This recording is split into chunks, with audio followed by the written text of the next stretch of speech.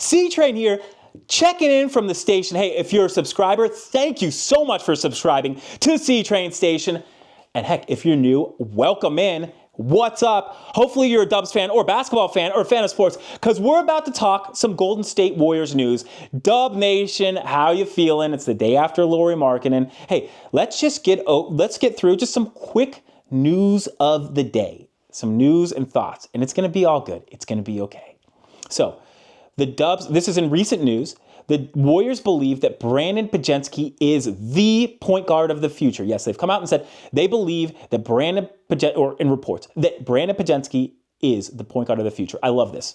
I love Podziemski's brand of basketball. Selfless, he hustle, heart, he makes the right pass, he's a great shot maker, he's a great playmaker, he's got some flair, he's fun to watch, and he plays 110% all the time. And that's all you ask for at C-Train Station.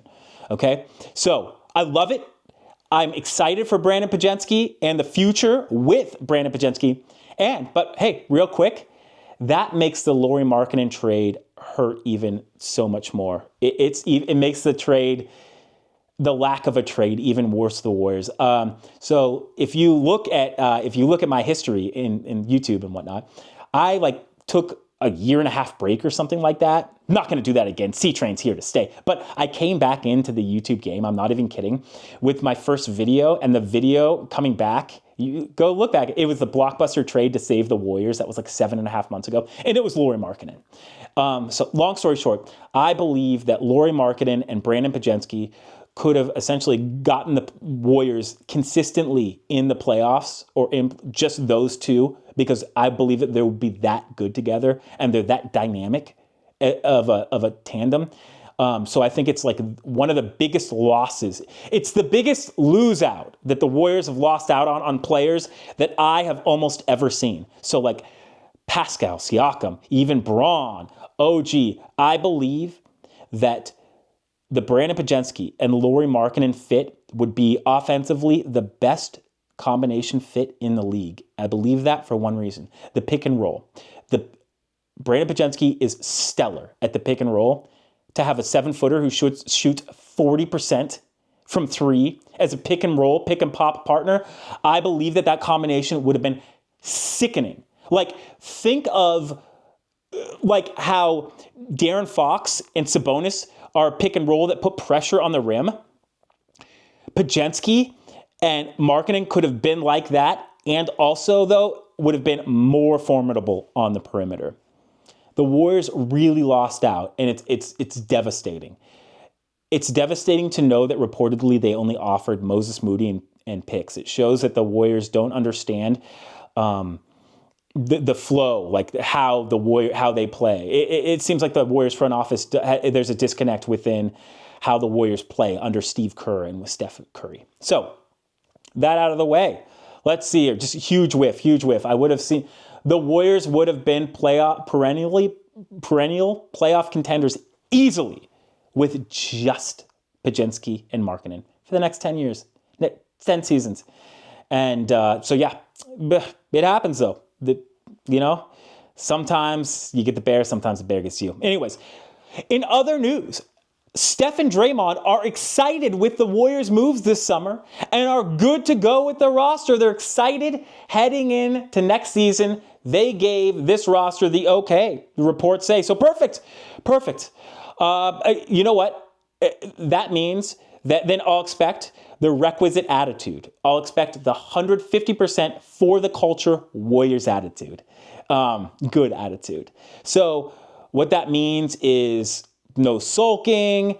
You understand that this roster has just so much youth that they're going to have devastating game-breaking errors, probably time and time again, that you'll lose games over, possibly costing you the playoffs and bigger games. So you understand that, because that's what that entails. So, and here's the only thing. I give Stephen Curry a little bit of an out because he said the definition of insanity was doing the same thing over and over again, and that was with regards to not making a trade. So in my opinion, Stephen Curry asked for a trade, for the Warriors to make a trade, begged for them at the trade deadline last season. when reports were that everybody was on the block. Everybody was available except for Steph, even Draymond and Klay. So everybody was available last season. I just want to make sure, run this through my logic thing. Everybody was available last season because the Warriors sucked so much. The Warriors didn't improve, and now everybody isn't available, and they're great. Got it. Okay, I'll just expect to see that. But furthermore, what this means is that should guarantee that Draymond and Stephen Curry never ask for a trade.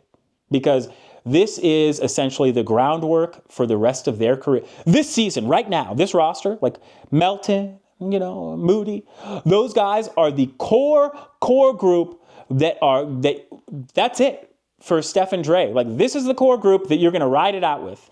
If you're okay with that, fine, I guess. They're really bad evaluators of talent, honestly, if they're serious, but they won't win a lot. I guarantee that. They won't, they might make the playoffs, but that's fine. Anyways, I can't guarantee anything. Anyways, nothing's guaranteed. But I digress. So the fact that they're excited at the Warriors' moves and okay with it, fine. I just expect that there will be no complaining and they won't ever ask out, because this is what they wanted, and this isn't just what they want. They're excited for this. No problem. Okay. Real quick, though, I believe in the back of my mind that Joe Lacob, in the front of my mind too, is banking on, because he's called about LeBron James last trade deadline. I think that he's banking on Steph recruiting on Team USA, that Steph and Steve Kerr are recruiting on Team USA. I think that the two players that there could be recruiting would be Durant and LeBron. And I'll tell you this is why that's the wrong move. That's the wrong move, because unless LeBron and Durant essentially just quit playing or threaten to retire unless they're traded to the Warriors, I guarantee that the Suns and Lakers will sell out and do everything within their power to get the likes of Cam Johnson, Dorian Finney-Smith, Kyle Kuzma, all of the above, Bobby Portis, all of the above, all those players on their squad before they trade a Durant or a LeBron to the Warriors, or before they make any Warriors move. I don't think that the owners of the Lakers and Suns will trade LeBron or Durant to the Warriors. And I think that in the back of my mind, Lacob is thinking, hey, maybe if all goes wrong, that one of those guys, trade deadline, will request a trade to the Warriors. I believe that literally the ownership of the other teams just will refuse. I don't think that they will do an honest deal with the Warriors. So all of that banking, if that's the case, is just the most misplaced thing ever. The time for the Warriors to make a move was last trade deadline, during the draft, and the last month and a half. It's over now. I don't believe that they can make a big splash, and I believe that they'll go into the season with a squad that's 10th to 12th in the West. So that's upside of possibly making the playoffs. But that's just honestly, right? Because they were 10th they were horrible last season and they didn't markedly improve. That's okay.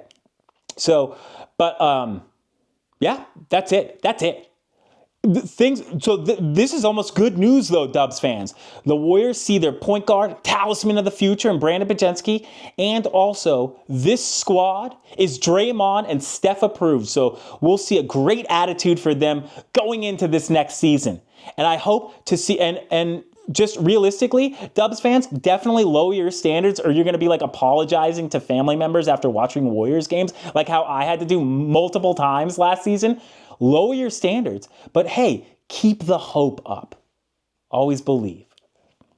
All right, I'm C-Train, and I'm out. Till the next time.